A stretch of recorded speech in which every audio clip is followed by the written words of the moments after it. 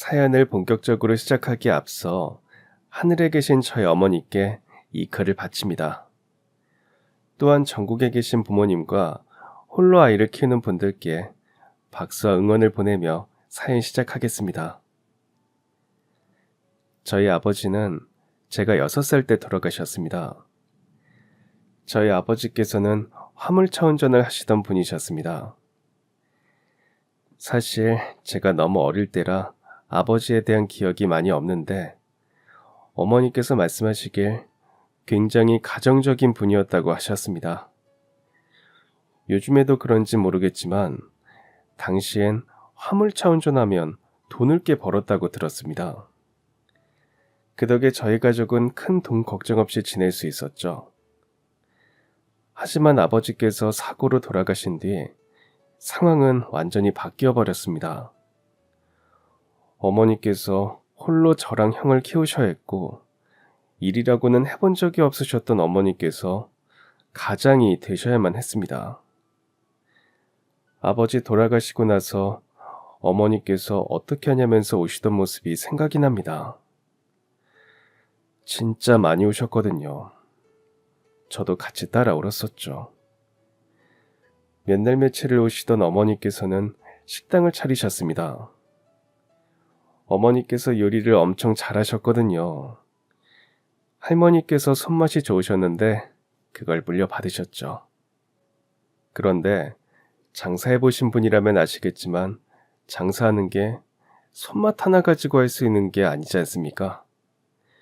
집 주방에서 요리하는 거랑 가게 주방에서 하는 거랑은 다르고 3, 4인분 하는 거랑 몇십 인분 하는 거랑 다르고 운영하려면 장부도 쓰고 식자재도 계약하고 세금도 신경 쓰고 하물며 가게 건물 화장실 청소하는 것까지 신경 써야 하잖아요. 어머니께서는 이런 걸 전혀 생각하지 못하고 장사를 시작하셨고 그래서 시행착오가 참 많았습니다. 어려서 본 어머니 모습은 거의 우시는 모습이었습니다. 장사가 끝나면 집에 와서 온몸에 파스를 붙이시면서 오시고 씻다가 화장실에서 오시고 자정이 다 되어서 끼니 때우시면서 오셨습니다. 가끔은 가게에 저를 데려가셨는데 가게에서도 종종 우셨습니다. 여자 혼자 아들 둘을 키우며 장사를 하는 건 결코 쉽지 않았습니다. 별의별 일이 다 있었거든요. 노숙자 아저씨가 가게에 들어와서 행패를 부려서 경찰이 출동한 적도 있었고 근처 식당 사장님이 와서 욕을 한 적도 있었고 돈 안 내고 가는 손님은 뭐 수두룩했고 심지어는 어머니가 가게에 떡하니 있는데도 도둑이 든 적도 있었죠. 참 지금 생각해봐도 저희 어머니 진짜 힘드셨을 것 같습니다. 그래도 그런 고생하시면서도 어머니께서는 지지 않으셨고 꿋꿋하게 자리를 지키셨습니다. 그렇게 노력하시면서 가게를 지켜내셔서 단골 손님도 생기고 주변 가게 사장님들하고도 친해질 수 있으셨습니다.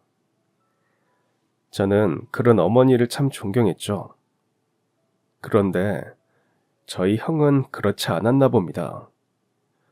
어머니께서 고생하시는 걸 뻔히 알면서 형은 가난한 저희 형편을 못마땅해 했고 맨날 투정만 부렸습니다. 밥 먹을 때는 반찬 투정, 잘 땐 잠자리 투정, 학교 갈 때도 툴툴. 매사에 신경질적이었습니다. 그런데도 어머니는 형을 혼내지 않으셨습니다. 오히려 미안해하셨나 봐요. 아버지 없이 자라게 해서 미안하다고 하셨고 집이 가난해서 미안하다고 하셨습니다. 그럴수록 형은 더 엇나갔습니다. 마치 자기가 상전이라도 되는 것 마냥 어머니를 무시하고 하지 말라는 짓만 골라서 했죠. 제가 몇 번은 형한테 대들기도 해봤습니다. 어머니한테 너무한 거 아니냐고 그만 좀 짜증내라고 했었죠. 그때 얼마나 맞았는지 모릅니다. 어릴 땐 형보다 한참 작으니까 엄청 맞았습니다. 형이 저한테 입을 뒤집어 씌우고 사정없이 두들겼습니다. 그럼 저는 또 바보같이 엉엉 울기만 했었죠. 형이 엇나가기 시작한 건 12살쯤부터였습니다. 그리고 중고등학생 때 절정을 찍었는데 진짜 말도 못하게 사고뭉치였습니다. 맨날 쌈박질이나 하고 다녔는데 동네에 형을 모르는 사람이 없을 정도였습니다. 또 현우가 누구랑 싸웠다더라. 한밤중에 어디 골목길에서 봤다.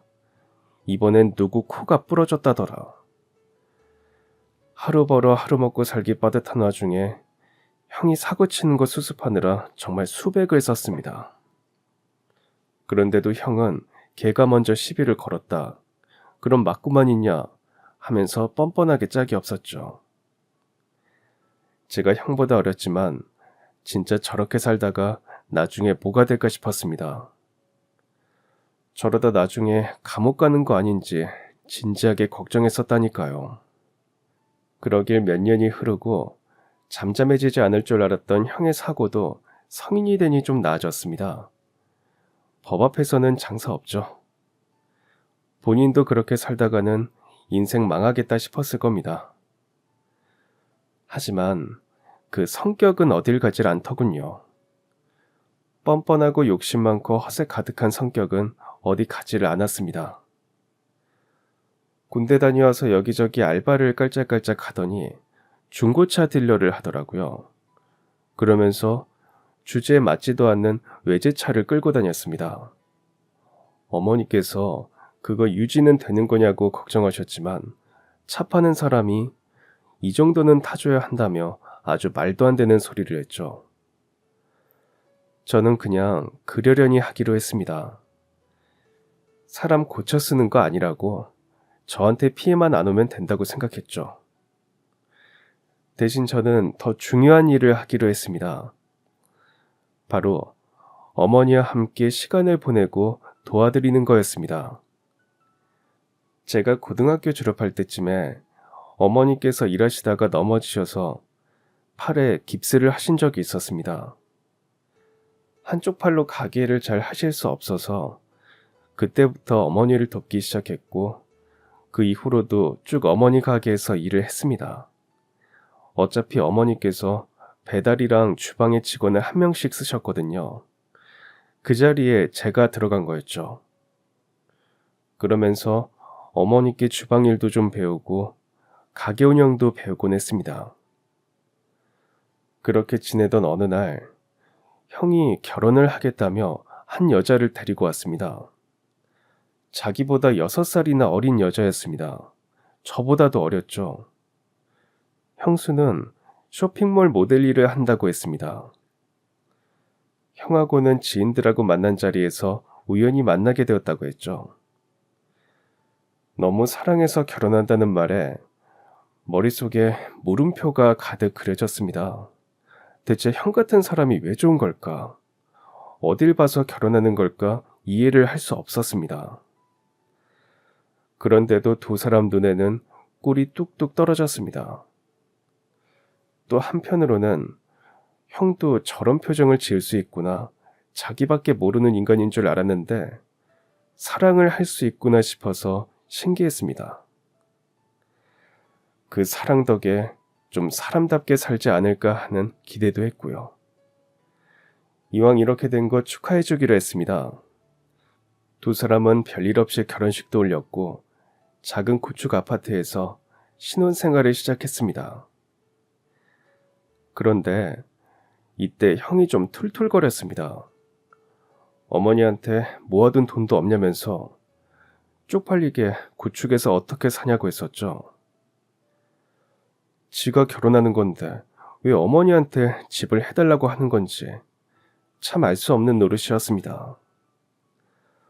어쨌든 그렇게 살림을 차리게 되었고 얼마 안 되어서 형수가 임신을 했다는 소식을 듣게 되었습니다.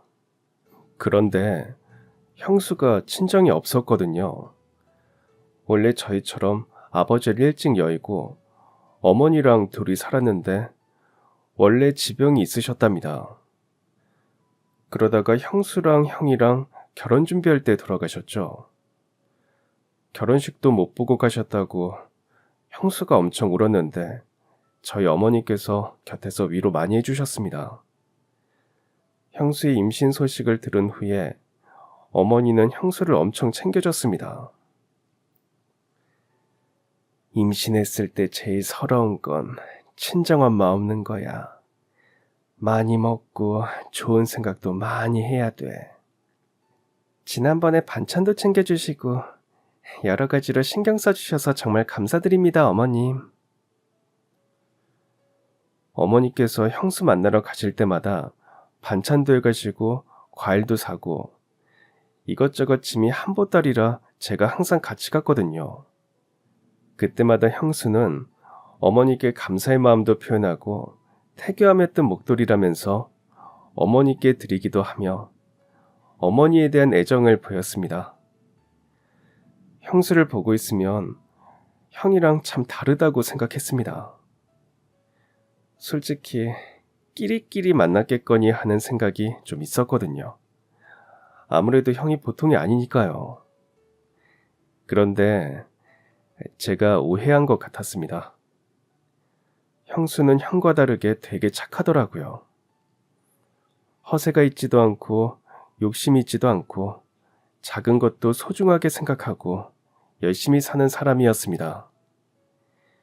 임신해서 힘들 텐데도 집을 항상 깔끔하게 하고 있었고 어릴 때부터 살림이 익숙하다며 집밥도 잘해서 먹었습니다. 저희 어머니께서 엄청 잘했고요. 형이 진짜 복받았다고 생각했습니다. 형수가 입덧이 심해서 막달까지도 입덧하고 또 조산기도 있어서 고생을 많이 했거든요. 어머니는 이틀에 한 번꼴로 형한테 전화해서 형수한테 잘하라고 하셨고 형은 알겠다며 신경질을 내다가 전화를 끊고는 했습니다. 원래 37주 이상만 되면 아이가 언제 태어나도 괜찮다고 하더라고요. 그런데 저희 조카는 보름을 못 기다리고 35주에 태어났습니다. 그때 형수가 얼마나 슬퍼했는지 모릅니다. 회복도 안 된 몸으로 대학병원 신생아 중환자실을 매일 2번씩 왔다 갔다 하면서 조카를 보러 갔거든요. 저도 어머니도 걱정을 참 많이 했습니다. 조카보다도 형수 걱정이 더 되더라고요. 안 그래도 임신했을 때 밥을 잘 못 먹어서 살도 별로 안 찐 사람이었거든요. 오죽했으면 막달까지도 임신한 티가 안 났을 정도였습니다. 그런 사람이 12시간 넘는 고통 끝에 출산을 했는데 회복도 못하고 아이 걱정으로 맨날 오니까 저러다가 뭔 일 나겠다 싶었습니다. 어머니께서 새벽까지 형수 찾아가서 밥 차려주고 이것저것 사주시곤 하셨죠.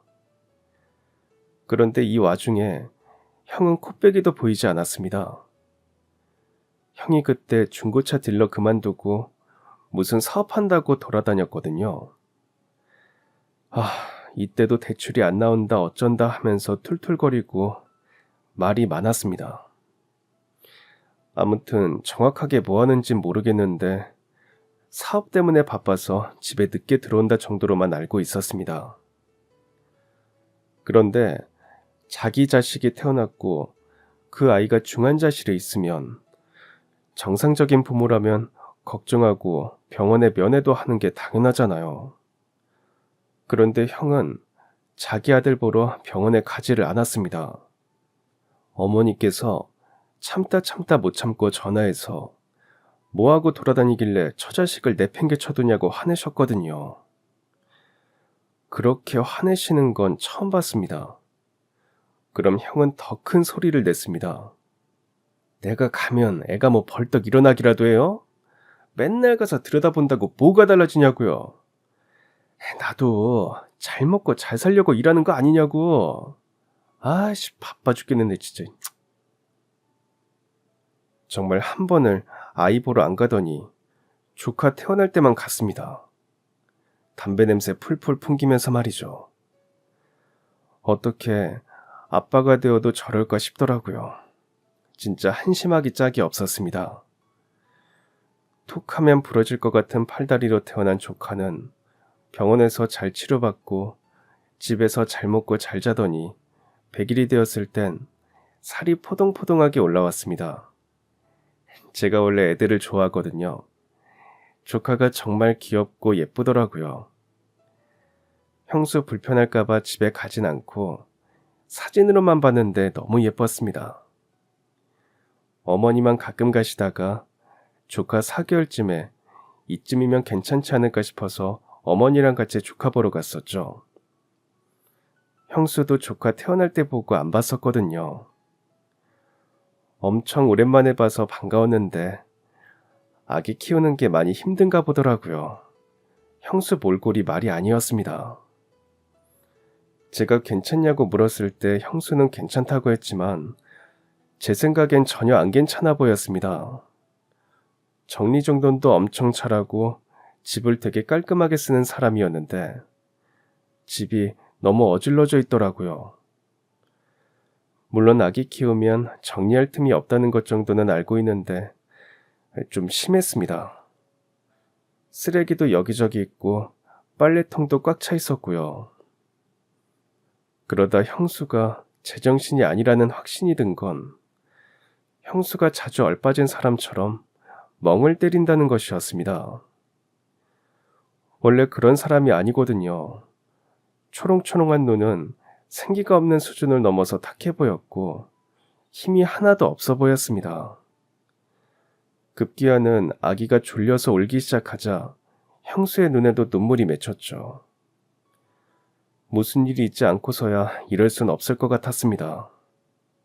제가 형수에게 무슨 일이 있는 거냐고 묻자 형수 눈에서 눈물이 줄줄 흘러내렸습니다. 진짜 수도꼭지 튼 것처럼 눈물이 계속 흘렀고 어머니랑 저랑 놀라서 어쩔 줄을 몰랐습니다. 울고 있는 형수 대신 제가 조카를 재웠고 곧 울음을 멈춘 형수에게서 아주 화가 치미는 이야기를 듣게 되었습니다. 제 예상대로 형수에겐 무슨 일이 있었습니다. 그건 바로 저희 형 문제였습니다. 제가 사람 고쳐 쓰는 거 아니라고 했잖아요. 여전히 형은 사고뭉치에 막 사는 인생을 살고 있었습니다. 이젠 하다하다 바람을 피고 있었습니다. 조카 태어나고 얼마 안 되어서 형수가 알게 되었다고 했죠. 실은 그 전부터 이상한 낌새는 있었다고 했습니다. 형수가 임신했을 때부터 뭔가 수상하다 생각은 했지만 형을 믿었다고 하더라고요. 설마 그러겠어? 만약 그렇더라도 아이 태어나면 정신 차리겠지라고 생각하면서 티 안 내고 참았다고 합니다. 그러고 보니 형수가 스트레스 때문에 조산기가 있었던 건데 그 스트레스 원인 제공을 형이 한 것 같더라고요. 자기 몸 하나만 생각해도 벅찬 임신 시기에 남편 바람까지 의심해야 하니 스트레스 안 받는 게 이상하잖아요. 심지어 조카 입원해 있을 때도 형은 딴 여자 만나러 돌아다녔답니다. 일하러 다닌다는 건 다 거짓말이었다더라고요. 형수가 형 옷주머니에서 가지도 않은 카페 영수증 발견하고 여자 물건 발견해서 참을 수가 없어서 말싸움을 하게 되었는데 형이 당당하게 나오더래요. 그냥 기분 좀 풀려고 만나는 거라고 했답니다. 그게 뭐 어떻냐고 하면서 적반하장으로 나왔다는 거예요. 바람을 들킨 다음부턴 이제는 뭐 숨기지도 않고 바람을 폈고 외박을 밥 먹듯이 하고 있다고 했습니다. 형수가 눈물 꾹 참으며 형 얘기를 하다가 조카 얘기가 나오는 순간 눈물을 못 참고 오열을 했습니다. 아이 보면서 견뎌보려고 했거든요. 이러다 말겠지 생각도 해봤고요. 그런데 너무너무 힘들어요. 아이한테 온전히 집중할 수 없는 것도 미안하고 아무것도 할 수 없는 게 답답하고 그냥 다 그만하고 싶어요. 형수 말 듣고 어머니도 우시고 저도 울었습니다. 제 형이지만 진짜 정신이 어떻게 된 거 아닌가 싶더라고요. 어머니는 일단 저보고는 가게 돌아가라고 하셔서 저는 먼저 가게에 갔습니다. 그리고 그날 어머니께서 형 불러서 한마디 하신 것 같더라고요. 밤엔 형수 잠 좀 푹 자라고 조카 봐주시다가 아침에 돌아오셨습니다. 그 이후론 형이 정신을 좀 차린 건지 별일 없이 사는 것 같았습니다. 어머니께서도 딱히 별다른 말씀을 안 하셨고, 그런 일 있고 한 달쯤 뒤에 형수 집 갔었는데 집이 예전처럼 깔끔하고 형수도 전보다 좋아 보였거든요. 하지만 그런 평화는 얼마 가지 못했고, 또다시 형수는 힘들어하고 형은 사고를 쳤습니다. 그때 참 시끄러웠습니다. 새벽에 갑자기 형수가 전화 와서 형이 술을 잔뜩 먹고 나갔는데 연락이 안 된다고 한 적도 있고, 엉엉 울면서 전화 와서 집에 가보니까 TV랑 거실장 다 부서져 있기도 했고, 형수가 아기띠에 조카 안고 한밤중에 형 찾으러 다니기도 하고, 정말 이러다가 큰일 나겠다 싶은 차에 끝내 이혼하겠다고 하더라고요. 그때 저희 조카 돌도 안 되었을 때였습니다. 고작 10개월뿐이 안 되었는데 두 사람은 이별을 결심했습니다. 어머니도 그렇고 저도 그렇고 잘 살아보지 그러냐는 말을 할 수가 없었습니다. 어떻게 해도 그게 안 될 것 같았거든요. 그냥 형수한테 너무 미안했습니다. 저런 개차반 같은 삶을 사는 형을 만나게 되어 고생하는 게 참 안쓰러웠습니다. 어머니께서도 형수가 이혼하겠다고 했을 때 미안하다고 하셨습니다. 혼자 아이 키우는 게 보통 일이 아닌데 미안하다. 내가 아들을 잘못 키워서 미안하다, 아가. 아휴, 내가 죄인이다. 내가 못나서 그래. 험한 세상 살게 해서 미안하다. 결국 이혼을 했고 형은 살고 있던 집을 뺐습니다. 사업한다고 주접떨 때 빚이 있었는데 전세금으로 빚 갚고 조금 남은 거 홀랑하려던 거 어머니께서 난리를 치셔서 일부를 형수한테 줬습니다. 이혼을 하더라도 자식 새끼는 먹여 살려야 하는 거라면서 어머니께서 엄청 화를 내셨거든요. 형도 지지 않고 큰 소리를 쳤습니다. 양육비 꼬박꼬박 줄 테니까 걱정 말라면서요. 형수는 조카랑 투룸빌라 월세를 들어가서 살게 되었습니다. 이때 이사하는 거 다 도와주고 집 청소도 다 해줬습니다. 그렇게라도 형수랑 조카를 도와야 한다고 생각했습니다. 그 이후에도 가끔 조카를 보러 형수네 놀러 갔습니다. 대충 예상은 했지만 형은 조카 보러 한 번도 안 갔거든요. 어떻게 자기 자식인데 그럴 수가 있나 싶을 정도였습니다. 아들 얼굴도 안 보고 사냐고 하니까 관심 없다더라고요. 참 못났죠. 제가 더 미안해서 조카 보러 갈 때마다 장난감 사서 가고 엄청 신나게 놀아줬습니다. 갈 때마다 용돈도 조금씩 챙겨줬고요. 조카한테 주긴 했지만 사실 형수 쓰라고 주는 돈이었습니다. 큰 돈은 아니지만 그래도 맛있는 거 몇 번 더 사 먹으라는 마음이었죠. 형수는 참 야무지게 살림도 잘하고 조카도 잘 키웠습니다. 형수가 결혼 전에 쇼핑몰 모델 일을 했다고 했잖아요. 그때 일했던 지인들한테 일을 받아서 집에서 부업으로 조금씩 하는 것 같더라고요. 포토샵 이런 거 공부해서 컴퓨터 한 대 놓고 사진 보정해주는 걸 했습니다. 그걸로 조카랑 먹고 살다가 조카 2돌 되었을 때부터 어린이집에 맡기고 일을 하러 다녔습니다.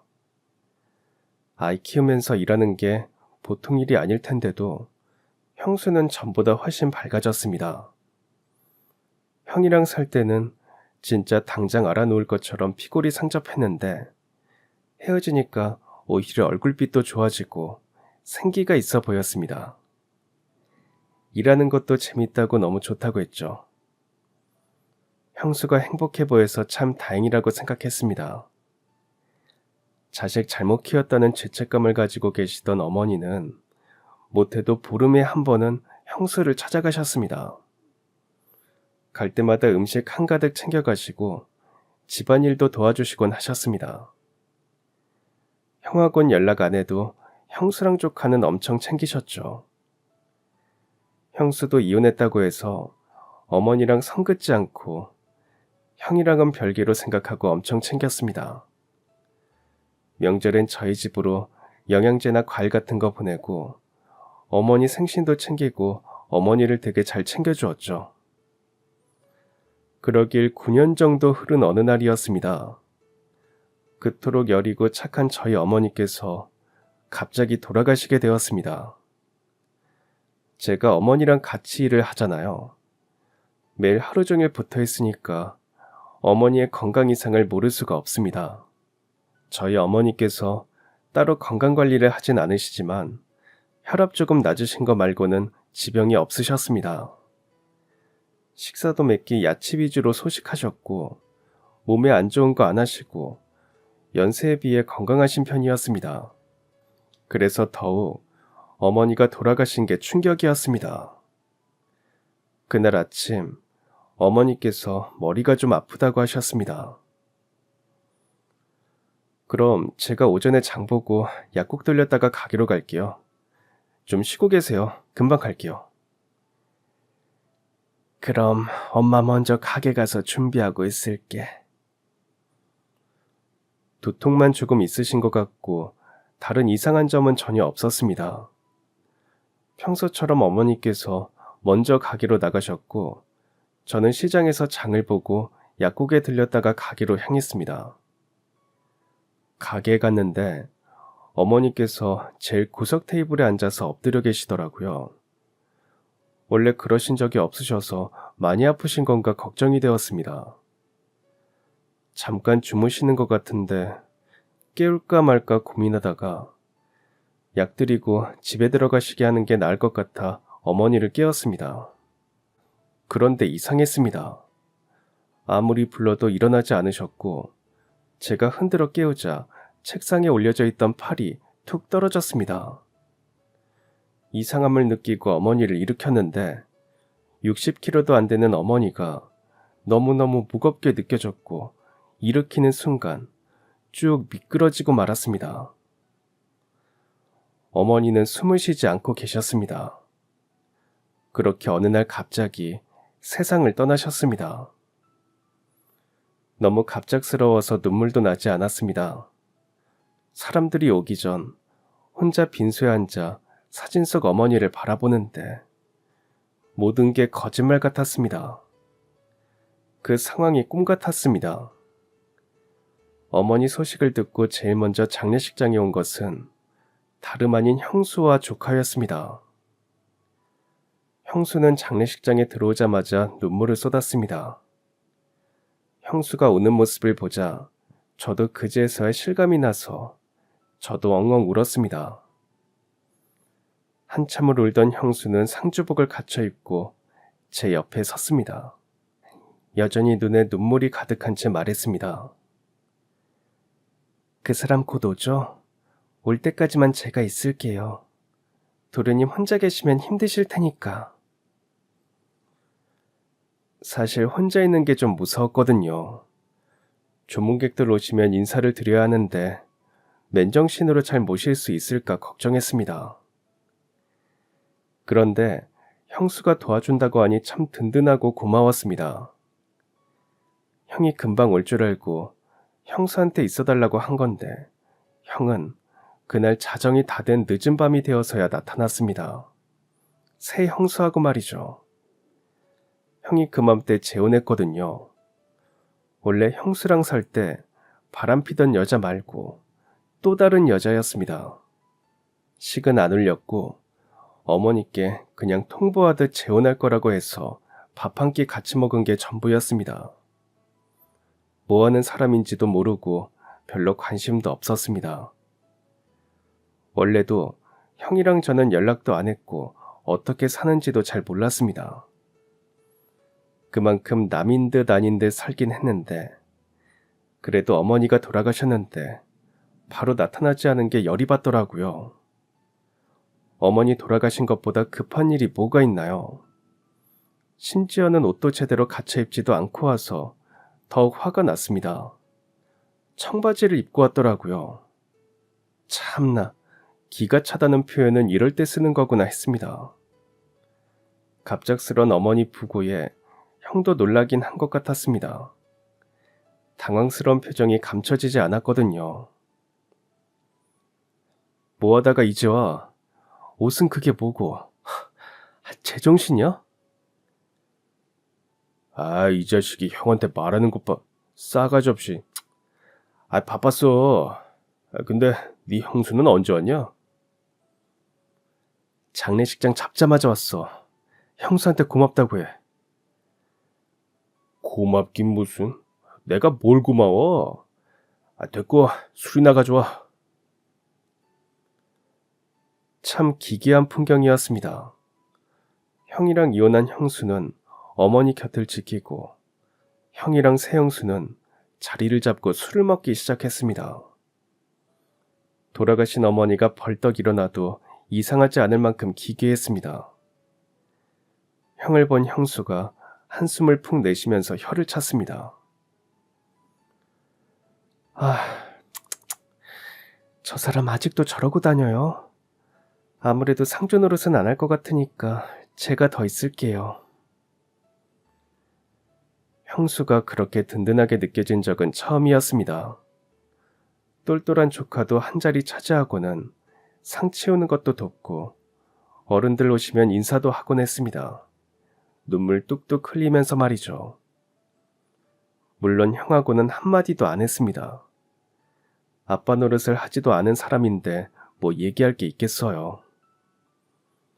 조카가 아빠 존재도 알고 얼굴도 알기는 하지만 자기 1살 때 바람났다는 것도 알거든요. 형은 원래부터 자식한테 애정이 없던 사람이라 쳐다보지도 않았습니다. 아무튼 그렇게 형수랑 조카 덕에 어머니 장례를 무사히 치를 수 있었습니다. 형수는 힘든 일 있으면 또 올 테니 연락하라고 하며 떠났습니다. 형하고는 눈도 안 마주치고요. 형도 새형수랑 자기 갈 길 갔습니다. 그리고 홀로 남겨진 저는 어머니의 빈자리를 가장 크게 느낄 수밖에 없었습니다. 어머니와 둘이 살던 집이 이리도 컸나 이리도 조용했나 싶더라고요. 어머니 방문을 열면 아직도 어머니 온기와 어머니 냄새가 느껴지는 것 같았습니다. 남몰래 어머니 이불을 안고 눈물을 흘리곤 했습니다. 장례를 마치고 나흘 뒤 닫았던 가게 문을 다시 열었습니다. 주변 사장님들께서 좀 더 쉬라고 하셨지만 돌아가신 어머니를 위해서라도 하루빨리 장사를 해야 할 것 같았습니다. 어머니께서 평생을 지키신 가게니까 이어서 제가 잘 지켜내고 싶었습니다. 어머니께 잘 해내는 모습을 보여드려야겠다 마음먹었습니다. 그래야 아쉬움 없이 편안히 떠나실 수 있을 것 같았습니다. 슬픔을 느낄 새도 없이 가게 문을 열고 새벽부터 밤늦게까지 가게 운영에 힘을 썼는데 어머니와 둘이 하던 가게를 혼자 운영하는 게 생각보다 쉽지 않았습니다. 저도 가게에서 10년 넘게 어머니를 도왔으니 어깨너머로 배운 게 많다고 생각했거든요. 그런데 제 오만이었나 봅니다. 신경 쓸 것도 많았고 손이 가는 것도 많았습니다. 그 중에서도 가장 중요했던 건 바로 맛이었습니다. 어머니 손맛을 흉내내는 정도였지 절대로 그 맛을 똑같이 낼 수가 없겠더라고요. 분명 레시피대로 했는데도 항상 부족했습니다.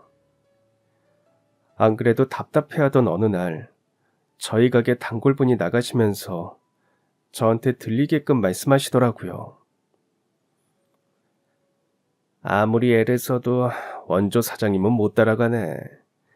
아유, 그동안 잘 먹었는데 단골집 하나 잃었다. 너무 속상했습니다. 매일 노력했는데 어머니 맛을 낼 수가 없었습니다. 맛이 변한 가게를 누가 찾겠어요. 그렇게 단골 손님들을 하나둘 잃게 되었고 손님들의 발걸음이 끊긴 만큼 매출도 빠르게 줄어들기 시작했습니다. 매출이 줄어들고 또 줄어들다가 공과금이랑 월세 내니 남는 게 없을 정도로 매출이 줄어들게 되었고 이제 정말 그만해야 하나 생각이 들었습니다. 어머니께서 잘 운영하신 가게를 제가 망치는 것 같아서 죄책감도 들고 나중에는 가게 일하러 가는 발걸음이 너무 무겁고 일하기 싫기도 했습니다. 좋아지겠지. 과연 좋아질까? 나아지겠지. 과연? 이런 생각들을 무한 반복하면서 1년을 보냈습니다. 어찌저찌 꾸역꾸역 버텼다는 표현이 더 잘 어울리겠네요. 1년 사이에 손님은 엄청 많이 줄었고 가게는 문 닫을 위기에 놓여져 있었습니다. 그러던 중 어머니의 첫 제삿날이 되었습니다. 어머니 영정사진을 보고 있자니 죄송한 마음뿐이었습니다. 이제껏 장가도 못 간 것도 죄송하고 제사 음식이 조촐한 것 같아 죄송하고 식당 운영을 똑바로 못한 것 같아 죄송했습니다. 아침부터 혼자 제사 음식 준비하다고 하긴 했는데 어째 차려놓고 보니 영 부실했습니다. 우리 어머니 입맛이 까다로우신데 입맛에 맞으려나 모르겠다 걱정하며 상을 거의 다 차렸을 때쯤 현관문이 열렸습니다. 껄렁껄렁 들어오는 사람은 형이었습니다. 제가 일주일 전부터 연락해서 닥달했거든요. 설마 어머니 첫 제사도 안 올 생각이냐고 하면서요. 무슨 제사를 지내냐고 고리타분하다고 하길래 제가 그러고도 아들이냐며 화를 냈습니다. 제가 매일같이 전화해서 뭐라고 하니까 어쩔 수 없이 왔더라고요. 아주 똥 씹은 표정을 하고 새용수를 옆에 끼고 말이죠. 인사 한마디 없이 어색한 침묵이 흘렀고 어머니 앞에서 싸우는 모습을 보일 수는 없으니 일단 제사를 지냈습니다. 그리곤 차려진 음식들로 밥을 먹기 시작했습니다. 역시나 형은 술부터 찾아 먹었습니다. 어거지로 밥을 먹던 그때였습니다. 핸드폰이 울려서 확인해 보니 다름 아닌 형수에게 온 연락이었습니다. 도련님, 집에 계세요? 오늘 어머니 제사죠? 네, 맞아요. 상 차려서 방금 제사 올렸어요. 형수 부담될까봐 일부러 연락 안 드렸는데. 어머, 상도 차리셨어요?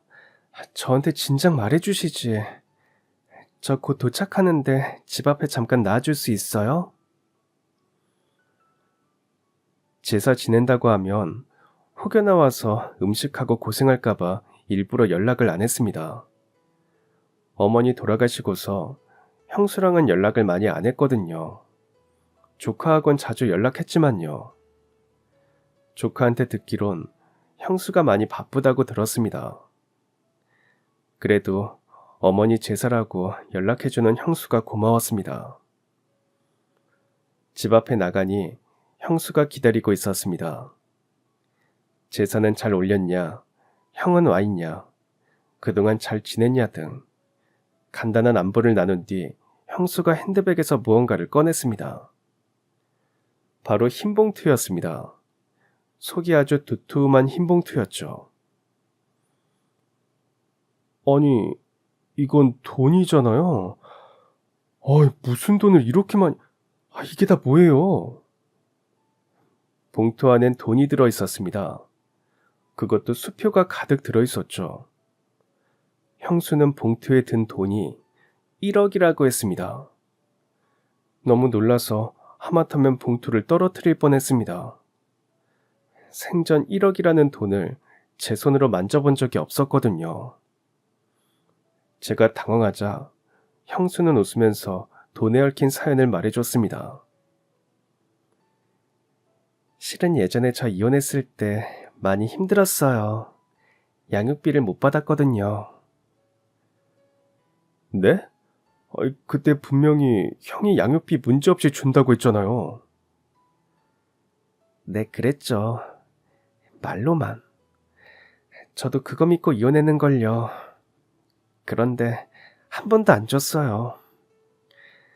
처음엔 어떻게 아끼면서 버텨보려고 했는데 아이 키우면서 아끼는 게 쉽지가 않더라고요. 그러다가 어머님이 이 사실을 알게 되셨어요. 미안하다고 펑펑 우시더라고요. 못난 아들 때문에 고생하게 해서 미안하다고. 그리고는 며칠 뒤에 저한테 500만 원을 주셨어요. 그때도 사과하시더라고요. 가진 게 이것뿐이라고. 어머님한테 안겨서 저도 얼마나 울었는지 몰라요. 그 돈 덕에 애 밥도 먹이고 전기세도 내고 월세도 내고 정말 감사했어요. 사람이 돈이 없으니까 극단적인 생각까지 하게 되더라고요. 그냥 아이랑 확 죽어버릴까 싶기도 하고. 그때 어머님 보면서 버텼어요. 저희 포기하지 않으시는 어머님 보며 용기를 냈어요. 그리고 도련님도요. 저희 애 많이 아껴주셔서 제가 얼마나 감사했는지 몰라요. 어머님이 그 이후에도 몇 번 더 돈을 주셨어요. 언젠가 꼭 갚아야지 했는데 너무 늦었네요. 어머님 몫까지 도련님이 받아주세요. 그때 정말 감사했어요. 형수가 집에서 쇼핑몰 사진 포토샵 같은 거 하고 홈페이지 관리 같은 걸 부업으로 하다가 그쪽으로 취직까지 했거든요. 그러다 나중에 아예 그런 거 만들어주기도 하고 홍보도 해주는 회사를 차렸나 보더라고요. 어머니 돌아가시기 좀 전에 사업을 시작했는데 1년 사이에 대박이 나서 돈을 많이 벌었다고 했습니다. 저는 어머니가 형수한테 돈을 줬다는 사실을 전혀 모르고 있었습니다. 또 형이 양육비를 안 줬다는 것도 전혀 몰랐습니다. 어떻게 그렇게 책임감이 없을 수 있는지 화가 치밀더라고요. 그 정도로 쓰레기인 줄은 몰랐습니다. 형수는 조카 때문에 가봐야 한다고 해서 먼저 가고 저는 집으로 들어갔습니다. 집에 들어가니까 쓰레기 같은 형 얼굴이 보이더라고요.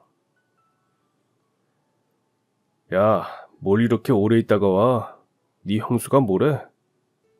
제가 아침부터 열심히 부친 전을 쩝쩝거리며 먹는 형을 진짜 꼴보기도 싫었습니다. 뭔 상관이야, 어차피 헤어졌으면서. 야, 너 많이 컸다. 형한테 말하는 싸가지하군. 헤어졌어도 내 전처야 임마. 전처? 그런 말이 나와? 그래놓고 양육비도 한 푼을 안 줬냐? 아니 근데 이 자식이 어디서 큰 소리야. 형이 제 어깨에 손을 올린 그 순간이었습니다. 형에 대한 평생의 분노가 폭발해버렸습니다. 어머니 속속이는 것도 꼴보기 싫었고 허세 부리며 있는 척하는 것도 마음에 안 들었습니다. 그런데 거기다가 가족까지 책임지지 않고 나몰라라 하다니 진짜 쓰레기도 이런 인간은 상종을 안 할 겁니다. 저는 순식간에 형 따귀를 때려버렸습니다. 난생 처음이었습니다. 형한테 평생 맞으면서 살았는데 형의 뺨을 아주 제대로 날렸습니다. 맞은 형은 그대로 엉덩방아를 찧으며 넘어졌습니다. 형은 당황한 기색을 감추지 못했습니다. 이 쓰레기 같은 놈. 그냥 영 끊고 살자. 나가. 당신도 나가요. 악을 쓰고 형과 새 형수한테 소리를 쳤습니다. 형은 씩씩거리며 욕을 했고 새 형수는 그런 형을 끌고 나갔습니다. 그 이후 형에게서 어떠한 연락도 오지 않았고 저 또한 형에게 연락을 하지 않았습니다. 며칠 후 형수가 가게에 찾아왔습니다. 어머니 제삿날 제가 형한테 화난 감정 때문에 형수한테 제대로 감사하단 말도 못했거든요. 식사 한번 대접하고 싶다고 했더니 형수가 가게로 온다고 했습니다. 그 덕에 오랜만에 조카도 보게 되었죠. 제가 저희 조카 어렸을 때 가끔 밥을 해줬는데 덮밥을 해줬었거든요. 그래서 제 덮밥을 엄청 좋아했습니다. 오랜만에 실력 발휘를 해볼까 하고 조카가 좋아하던 덮밥이랑 이것저것 해서 상을 차렸습니다. 가게 문 닫을 때쯤 형수랑 조카가 왔고 그렇게 식당에서 밥을 먹게 되었습니다. 그때 못다한 얘기를 나누면서 말이죠.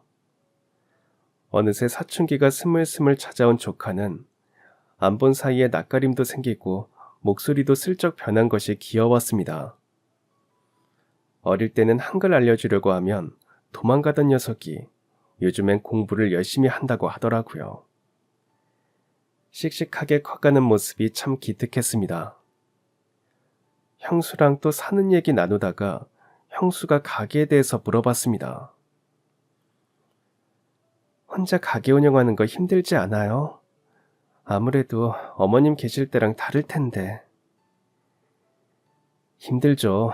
사실 매출이 많이 떨어졌어요. 단골 손님들도 통 안 보이고 요즘은 그만 가게 접어야 하나 진지하게 생각 중이에요.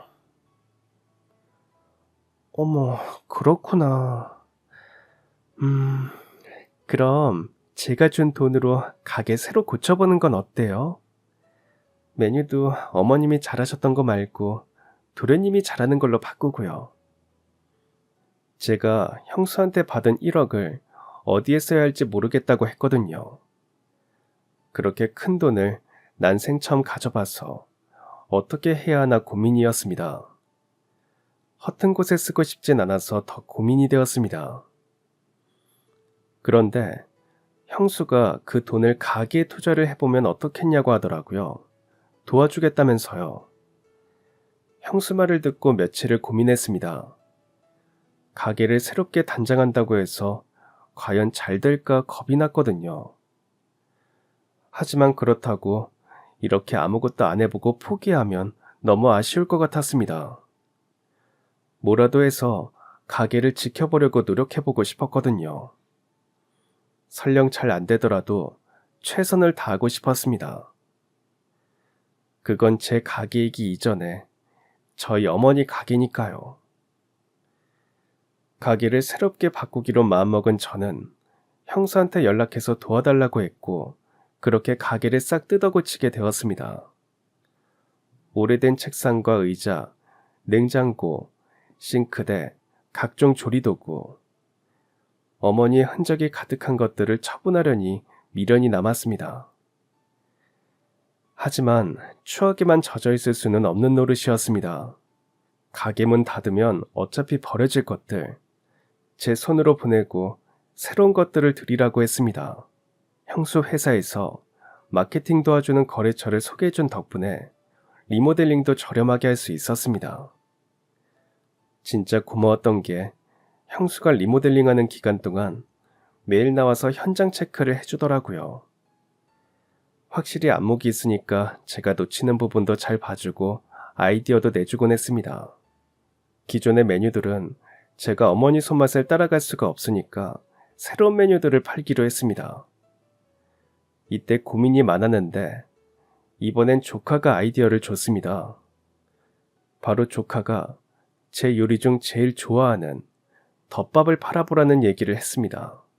조카 말 듣자마자 마치 기다렸던 것처럼 머릿속에 여러 덮밥 메뉴가 그려졌고 어울리는 식기부터 필요한 재료들까지 한 번에 그려졌습니다. 메뉴를 바꾼다면 기존의 단골 손님들을 모시긴 힘들겠지만 새로운 손님들을 유치할 수 있을 거란 기대감이 생겼죠.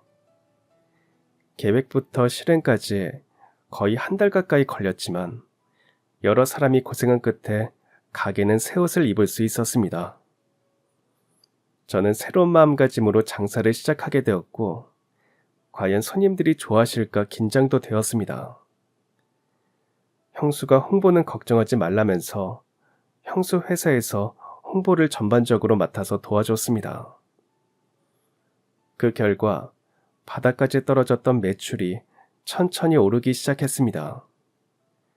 홍보 효과가 있었던 건지 새로운 손님들이 어떻게 알고 찾아주시더라고요. 배달 주문도 많이 들어왔습니다. 새로 문 연 지 2달 만에 아르바이트생을 고용하게 되었죠. 장사가 너무 잘 돼서 얼떨떨할 정도였습니다. 또 기존 단골분들은 연세가 있으신 분들이라 제 메뉴를 안 좋아하실 줄 알았는데 의외로 좋아하시더라고요. 진작에 메뉴 바꾸지 그랬냐고 하시는 분도 계셨고, 어머니 손맛이 좋아서 아들도 손맛이 좋다고 하시는 분도 계셨습니다. 손님들 반응이 좋으니까 신기하고 감사하고 벅차기까지 했습니다. 문을 닫을 뻔했던 저희 가게는 형수 덕분에 다시 유지할 수 있었습니다. 하루에 12시간을 넘게 매일매일 일을 했는데도 힘든 줄 모르고 감사한 마음으로 가게에 열과 성을 다했습니다. 비로소 하늘에 계신 어머니를 당당히 올려다볼 수 있었습니다. 그리고 또 1년이 흐른 올해 초, 저희 어머니의 2번째 제사였습니다. 1년 동안 형에게선 연락 한 통 오지 않았고 제삿날에도 역시 연락이 없었습니다. 차라리 안 보고 사는 게 속이 편할 것 같습니다. 얼굴 보면 둘 다 언성만 높아질 게 뻔하니까요. 대신 저희 어머니 제사를 같이 보내는 사람들이 생겼습니다. 바로 형수랑 조카입니다. 여전히 형수랑 조카랑은 종종 연락하면서 지내는데 형수가 이번 제사 땐 전이랑 생선을 해온다고 하더라고요. 덕분에 작년보다는 좀 더 수월하게 준비를 할 수 있었습니다. 형수랑 조카랑 셋이 어머니 제사를 치르는데 작년과는 마음이 완전히 다르더라고요. 작년엔 어머니께 그저 죄송하기만 했는데 이젠 어머니가 잘 살고 있는 저 좀 봐줬으면 좋겠고 더 잘 살고 있는 형수랑 조카도 봐주셨으면 하는 마음이었습니다. 이렇게 어머니를 사랑하고 또 어머니가 사랑하셨던 사람들이 잘 살고 있다는 걸 보여드릴 수 있어서 기뻤습니다. 아마 뿌듯하게 보시고 계시겠죠? 어머니도 그곳에서 저희 걱정 마시고 이제는 몸도 마음도 편안하셨으면 좋겠습니다. 그리고 또 어머니께 자랑하고 싶은 일이 생겼는데 나이만 먹고 장가도 못 가던 못난 아들이었던 제게 결혼할 사람이 생겼다는 것입니다. 어머니께서 맨날 가게만 있으면 여자를 어떻게 만나냐고 그러셨거든요. 사고만 치고 다니는 형도 2번을 가는데 저는 왜 못 가냐면서요. 더 빨리 예쁜 며느리 보여드렸어야 했는데 이제야 짝을 만나게 되었습니다. 그런데 그 상대가 누구냐면 바로 저희 가게 아르바이트생입니다. 제가 리모델링하고 얼마 안 되었을 때 알바생을 뽑게 되었다고 했잖아요. 직장 다니면서 주말엔 저희 가게에서 알바까지 하는 성실한 사람이었는데 그 성실함과 야무진 성격에 반해버렸습니다. 그런데 알고 보니까 저희가 같은 고등학교를 나왔더라고요. 여자친구랑 저랑 1살 차이라서 학교에서 2년간 마주치며 생활했을 텐데 한 번도 못 봤거든요. 같은 고등학교 나온 거 알고 참 신기했습니다. 이래서 세상 좁다고 하는 건가 싶기도 했고요. 그 덕에 빨리 친해질 수 있었고 어느새 연인으로 발전하고 내년엔 부부가 됩니다. 어머니께서 반평생 땀과 눈물을 쏟아부으신 공간에서 결혼할 사람을 만난 게 아직도 신기합니다. 제가 혼자 사는 게 안타까워 어머니께서 보내주신 인연이 아닌가 싶기도 하고요.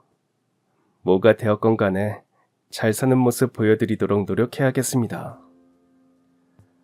어머니께서 생전에 형수에게 베푸신 마음의 덕을 지금 제가 받는 것 같아 죄송하기도 하고 또 감사하기도 합니다. 저도 아낌없이 가족을 사랑하셨던 어머니의 마음을 본받아서 곁에 있는 제 가족들에게 최선을 다하겠습니다. 자랑스러운 아들이 되도록 노력하며 살겠습니다. 마지막으로 어머니, 저 잘 살고 있습니다. 걱정하지 마세요. 사랑합니다.